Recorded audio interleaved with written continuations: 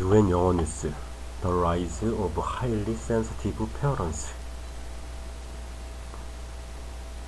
Are you an orchid or a dandelion parent?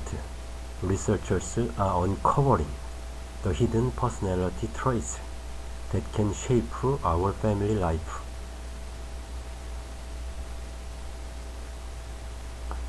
Ask any parent of young children whether they've ever felt overwhelmed, and the answer will probably be yes.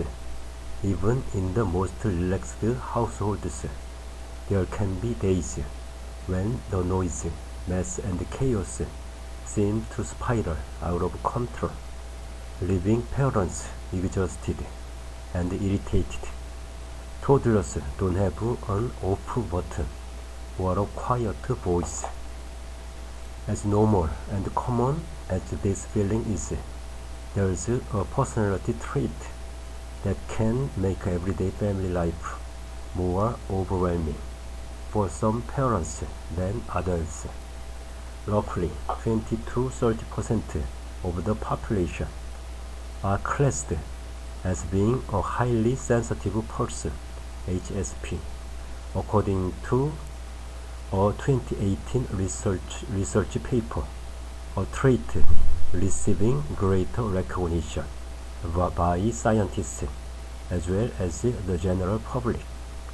This sensitivity can relate to smells, sights, or sounds. People who have it may, for example, find it hard to cope with bright lights and loud noise, and can find chaotic situations very stressful. It can also involve a heightened awareness of other people's moods or feelings, and come with a particularly strong sense of empathy. Add the demands of parenting into the mix, and it surely sounds like a recipe for disaster. On top of the daily sensory and emotional overload, highly sensitive parents may face the additional challenge of caring for children who are also highly sensitive. Being highly sensitive is thought to be 47% heritable. Fortunately, though, the trait also comes with certain advantages. Research suggests for those affected, learning to understand these nuances could help turn parenting into a more joyful and enriching experience rather than an overwhelming one.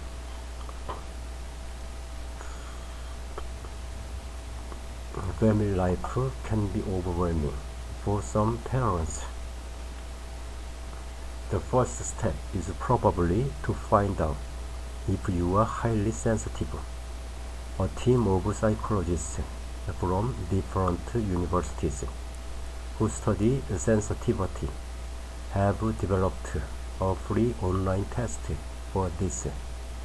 Crucially, being highly sensitive is not a disorder, but a personality trait, a certain way of responding to one's environment. In particular, highly sensitive people tend to react especially strongly to sensory stimulation, a characteristic known as sensory processing sensitivity, SPS. Generally, sensitive people have heightened perception. They perceive more details, explains Michael Pruess, a developmental psychologist at Queen Mary University of London, who specializes in the study of highly sensitive people and co-developed the test. They will pick up on the moods of other people and have higher empathy. They also process things more deeply, so they will pick up more about the environment. That is, they have a tendency to ruminate on what they experience and can be deeply affected by what they see and feel, which explains why I can't watch horror films. Being highly sensitive involves a brain response to certain events or experiences that is measurably different from that of less sensitive people. In one study, researchers asked a randomly recruited group of people to take a high sensitive test, a set of questionnaires similar to the online test, then showed them photos of happy and sad people and monitored their brain activity through fMRI scans. The highly sensitive people in the group who had scored high in the test displayed stronger activations of regions of the brain involved in awareness and empathy compared to the less sensitive participants. Other studies showed similar patterns of people with sensory processing sensitivity displaying especially strong brain activation in regions involved in empathy and reflective thinking. Highly sensitive people have been compared to orchids, which need specific conditions to thrive. This tendency to process information deeply can lead to highly sensitive people being easily overstimulated. Flues adds, and I can somewhat relate to that. I flinch at hearing about the plot of a gruesome movie. Watching it is out the question. It can feel physically painful to be in a noisy environment with bad acoustics. On London's screechy underground, I have to cover my ears, and often wonder why nobody else does it. This sensitivity to noise, a typical feature of being highly sensitive, can make parenting especially challenging. When my children scream, it can feel as though my brain is imploding. To respond to their needs and comfort them, I have to learn to switch off that sensation. Of course, this is easier when I feel well rested. Unfortunately, parenting tends to come with disrupted sleep, at least in the early years. The challenges highly sensitive parents face, including stress and overstimulation in a chaotic environment, can interfere with high-quality parenting, explains Flues. Research has shown that in the early stages of parenthood, highly sensitive parents report greater stress and tend to find parenting more difficult than other parents do. However, they also report more attunement with their child. Good news, which chimes with other findings on highly sensitive people, showing especially strong empathy. Emerging evidence also suggests the added stress highly sensitive parents feel can be short-lived. A pilot study due to be presented at the European Conference on Developmental Psychology in August 2023 found that whilst highly sensitive parents initially experienced high levels of stress, by the time their babies were 9 months old, they showed improved parenting styles compared to those who had low sensitivity. Francesca Leonetti, a researcher at G. Annunzio University of Chieti Pescara in Italy, conducted the study and found that there was another factor involved. Negative childhood experiences impacted how a highly sensitive person responded to parenthood. If they experienced rejection from their parents as a child, then they reported more stress and were more intrusive in their parent-child interactions, she explains. Leonetti points out that being a highly sensitive parent does not need to be negative. Being attuned to details can, for example, be a positive factor in parenting.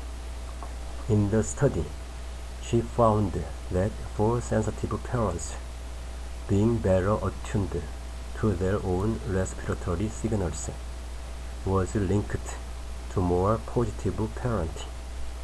That's related to the fact that highly sensitive people process more deeply what's going on inside their body, explains Leonetti.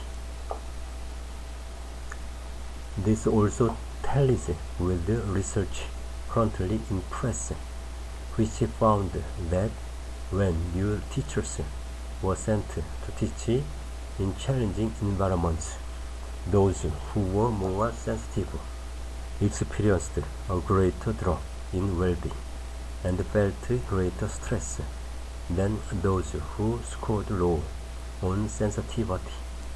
But once they got used to their environment, they fully recovered. It seems that sensitive people in the short term are more easily overwhelmed with change, explains Pruess. But when it comes to parenting, he says that highly sensitive parents have the potential to be exceptional. Their sensitivity helps them to understand their child and respond more quickly and more appropriately to the needs of the child. Highly sensitive people can find it hard to cope with certain sounds or sights. Since parental overwhelm can of course affect anyone, whether highly sensitive or not, some of the coping strategies for highly sensitive people could in fact benefit all parents. One is being aware of your own reactions and knowing what makes you feel stressed or relaxed. Self-awareness then allows us to accept the positives as well as the challenges of parenting, Pruess says, and look for ways to feel calm or find spaces of quiet when we feel overwhelmed. Sensitive people seem to benefit from social support too, he adds. Research shows that highly sensitive people respond better to mental health prevention programs that promote resilience, while highly sensitive children benefit even more than others from anti-bullying interventions.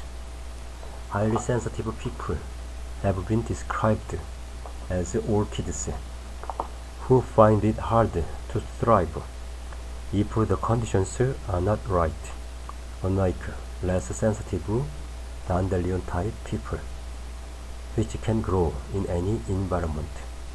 Of course, everyone needs light and warmth, and an apparent dandelion may just be an orchid-like person who was forced to deny their needs.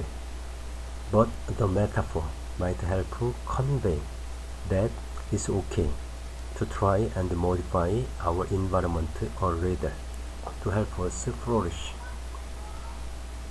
Sometimes parenting can actually help people make their lives more kid-friendly.